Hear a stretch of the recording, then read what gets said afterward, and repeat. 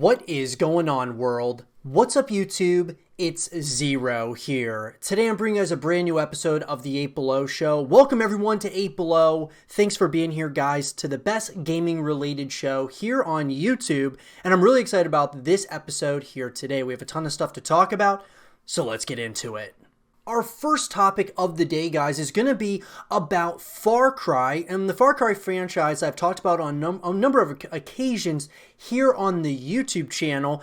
And what I'll say, guys, is that I'm really excited about the continuation of the Far Cry franchise, not necessarily like spin-offs and things of that nature, but more so the main series as a whole, because in Far Cry 5, man, what a great story that they told in Far Cry 5. So I'm excited about the future and Far Cry 6 in particular, because I thought that New Dawn was kind of a step backwards, even though it's not necessarily the main story. It's kind of a side story similar to Far Cry Primal.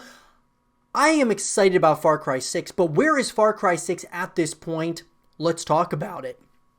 So in an article, guys, that was written by Laura Jackson from GameBite, Far Cry 6 is reportedly in development and releasing soon. So known industry insider and reliable source of leaks Jason Schreier has claimed that the next addition to the Far Cry franchise is already in the works.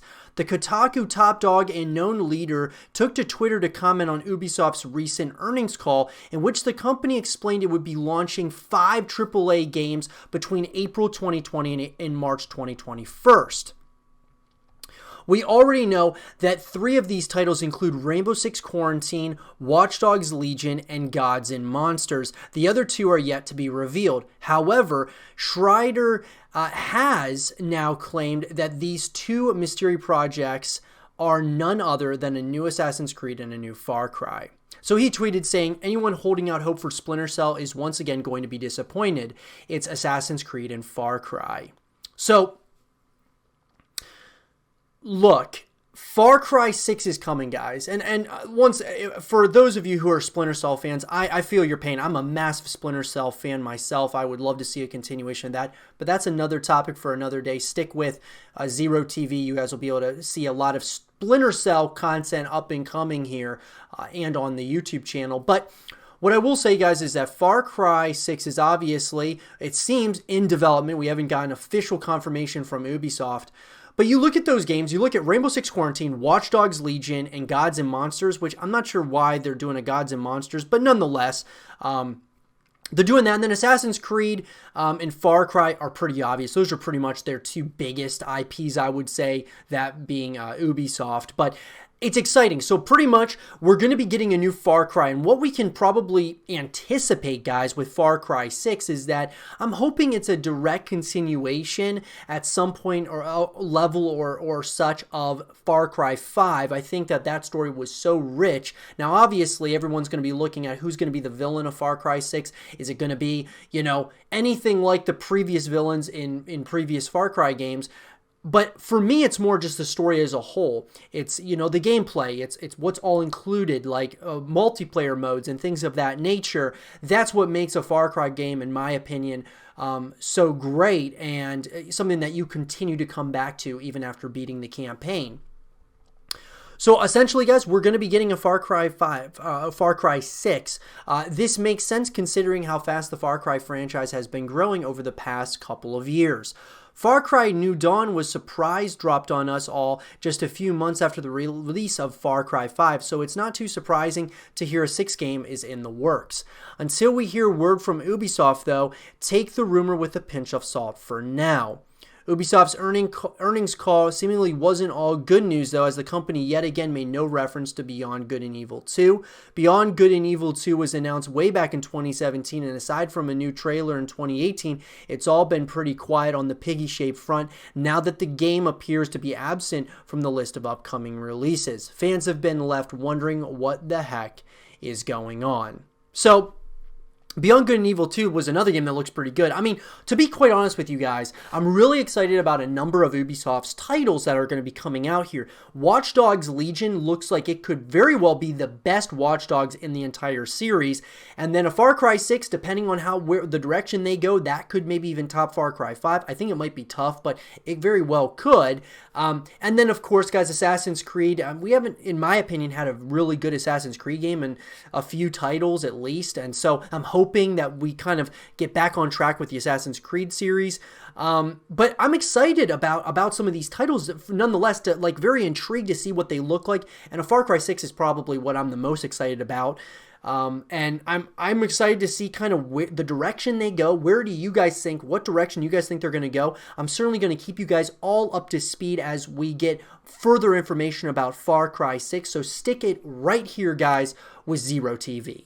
So we've been talking about Batman, guys, and the Batman series, and the Batman just in general, guys. Whether we're talking about the movie adaptations, whether we're talking about gaming in particular, we've been mainly talking about the video games for Batman because there's been this big question that's been kind of laying over me somewhat and kind of being, molded around in my brain. That being, what happened to the Batman Arkham series of video games, because these were so good and really, a lot of fun, and we haven't seen one in a number of years now.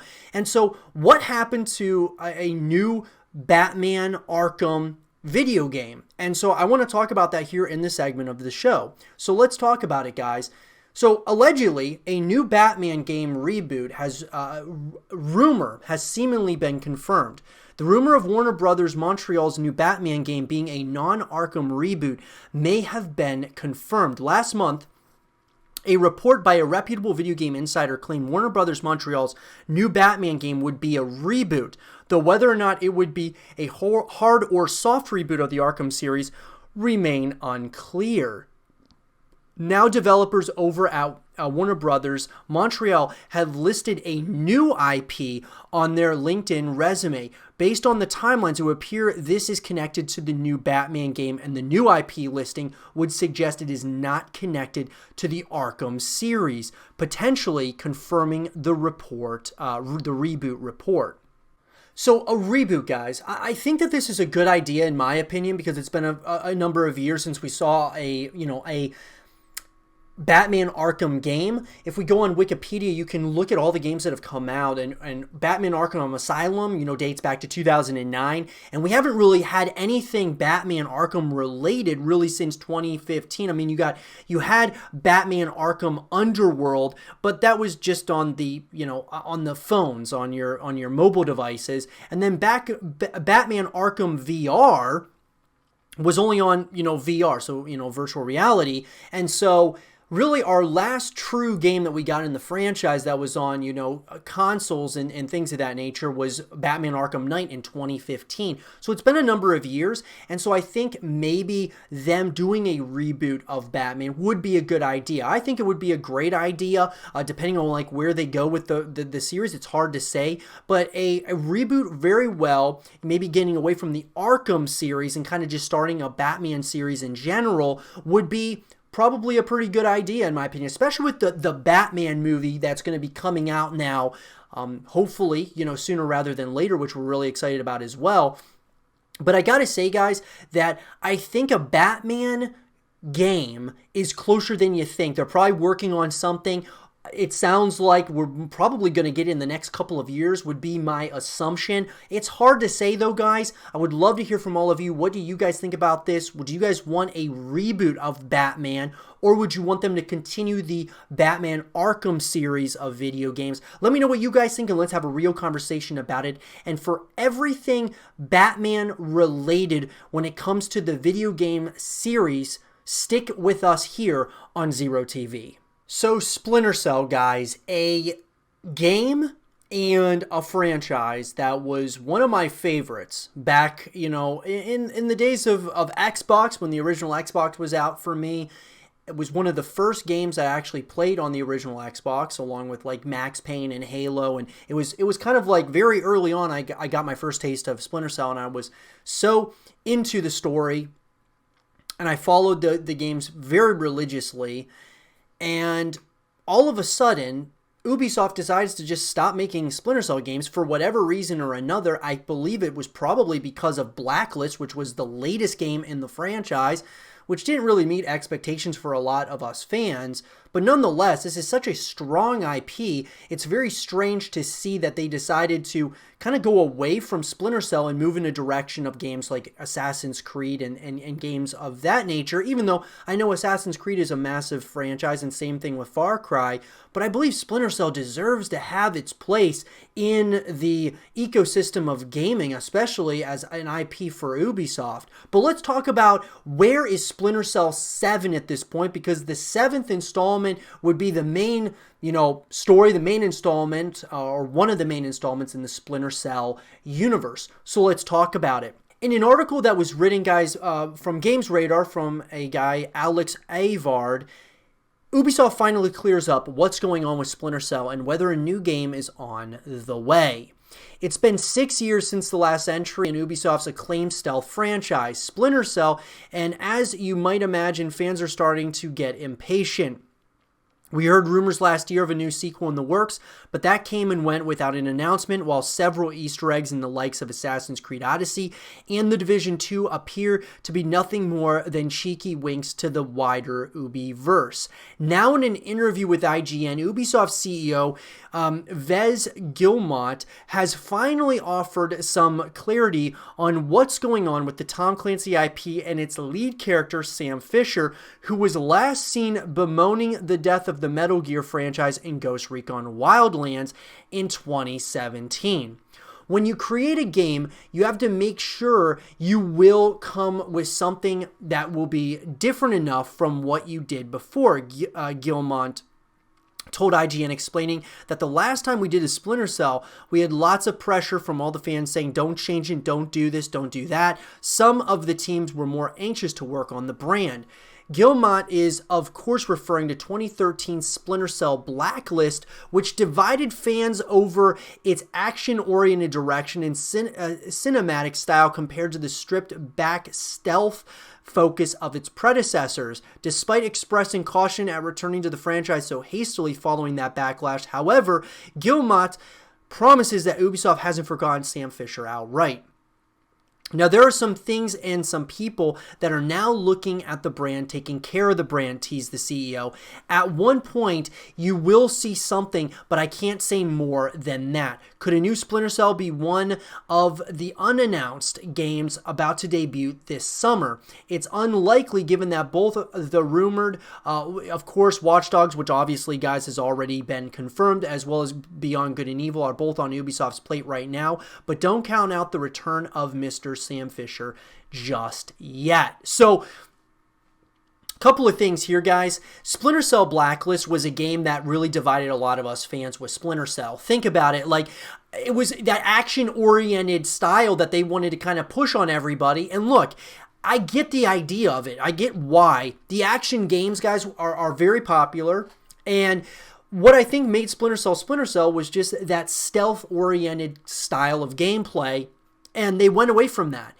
I'll compare this to another franchise.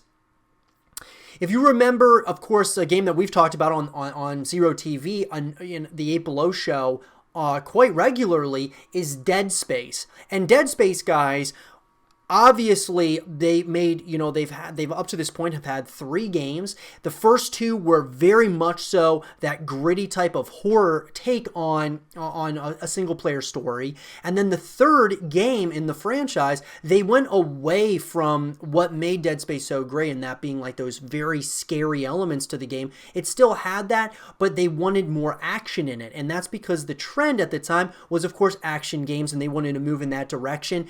They thought that would be more popular with fans, and a lot of us as fans did not like it. We had a lot of pushback. The same can be said with Splinter Cell Blacklist. Lots of us fans, obviously, if we want to play an action game, we'll play that action game, whether that's like Call of Duty or Gears of War, Apex. If you want to play an action-based game, we can do that. Splinter Cell we play because of the great take that is that stealth-oriented gameplay.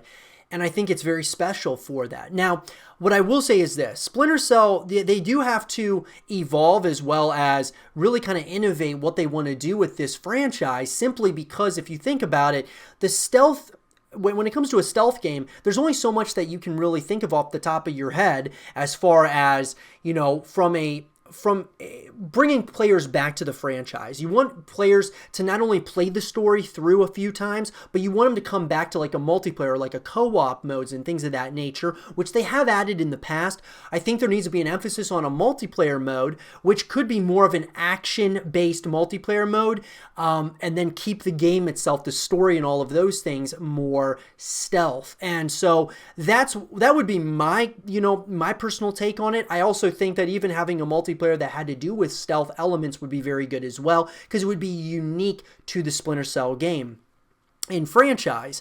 So do I think that Splinter Cell, guys, and Splinter Cell 7 won't come out at any point? I think that we might be a few years away from a Splinter Cell 7 coming out. I think we might just have to be patient on that and kind of wait it out. But I think it might be, we might be getting closer than you might think, because as these, as you can kind of, as we've kind of gone through, the CEO is talking about it, and so they're not denying that it's, it's not in development or anything of that nature. They're saying that, look, we're still very interested in the brand, but we're just kind of dealing very delicately with it because of the backlash that was Blacklist. And so, that being said, guys, I'd love to hear from all of you about this. What do you guys think about Splinter Cell and the future of the series? Do you guys want to see a Splinter Cell 7? Do you want to see a continuation? How could they maybe evolve the multiplayer if they add like a multiplayer element to keep players coming back to the game instead of it just being a single player story? At least adding some co-op modes. What would you guys want to see out of it? And do you think we will see a Splinter Cell 7 in the very near to foreseeable future? Let me know what you guys think in the comment section below. And for everything Splinter Cell related, guys, just keep it right here with Zero TV. Our last topic of the day, guys, is going to be about Wolfenstein. And we've talked about Wolfenstein, of course, on the YouTube channel up to this point, which, of course, guys, for anything new related, information and content based around Wolfenstein, definitely check out some of that content here on the YouTube channel. But Wolfenstein, guys, I've said in the past, is a very exciting, it's a thrilling series that you can put a lot of time into and just kind of relax and just go through the story and just have a really good time. And I've been wanting to see a true sequel to Wolfenstein 2.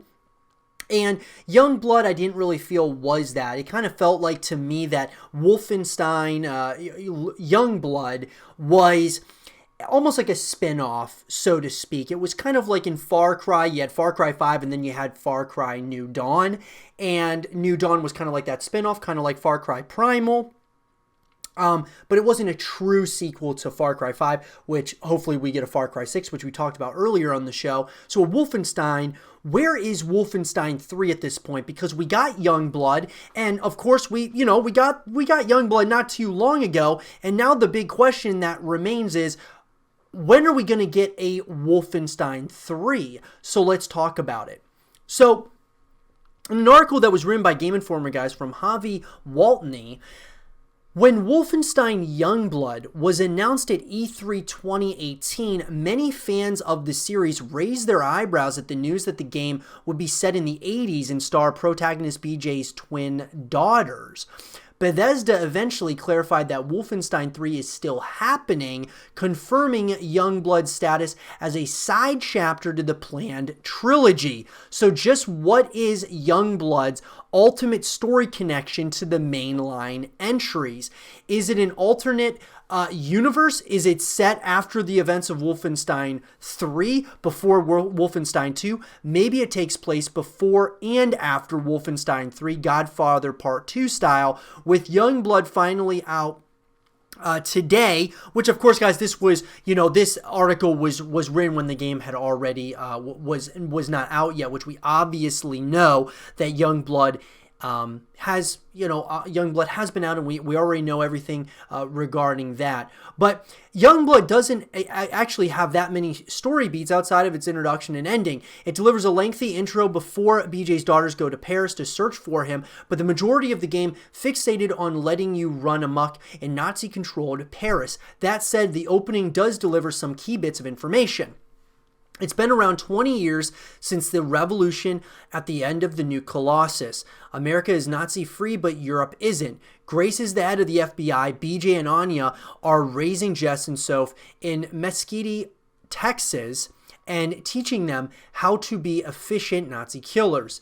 Set Roth is dead. Some offhand remarks make it clear that Abby, Grace, and Super Speth's daughter was his prodigy for a bit, thus implying that he survived whatever happened before Youngblood long enough to serve as her mentor. The fates of Fergus, Bombay, Sigram, and Max are never made clear, but the fact that they're nowhere to be seen or even referenced does not inspire confidence that they survived the war.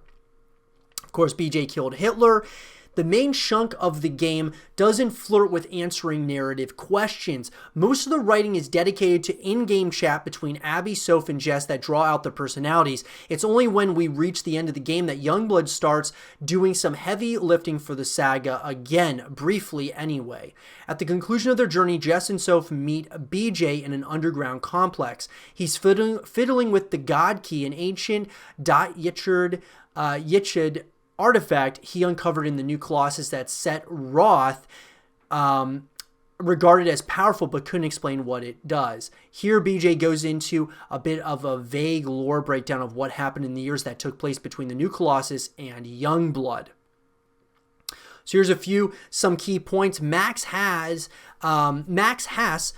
played some instrumental role in defeating Hitler and figuring out the God Key. Hitler had some sort of doomsday device attached to him to go off when he died. Think Dr. Strangelove. That device went off and is slowly killing the world's climate somehow. BJ says that he failed to save the world and is trying to figure out how to use the God Key to prevent this climate-related catastrophe from happening. So really, when you think about it, guys, I was saying earlier that with Wolfenstein, just in particular, it's a very fun game that you can just kind of sit down and just enjoy the story, run through it, and just have a lot of fun, right? A great action-based game. But there still is some significant lore and such to this story, if you think about it. There is lore, and there's a lot of just, areas within even just Youngblood itself that could, kind of tell us something about, where the future of Wolfenstein 3 might be headed. And that's really actually, that's quite interesting. The thing about it was that unfortunately for me, I didn't think Youngblood was nearly as good as, of course, the first couple of Wolfensteins that we got, even though the series has been drawn out for so many years, right? I just want to see a true sequel. But really, when you think about it, guys, there's a lot to this story. More than really meets the eye when you first just start playing the game. There's a lot to it. BJ ends his rambling with a twist. Wolfenstein has a multiverse, and the God Key is somehow the way to traverse that sea of multiple universes. He talks about how he's seen doors into multiple worlds, including one where he and his daughters are happy and at peace. Machine Games' take on Wolfenstein is often flirted with the idea of multiple timelines from the beginning, with the choice to save Ferguson or Wyatt, kicking off the New Order.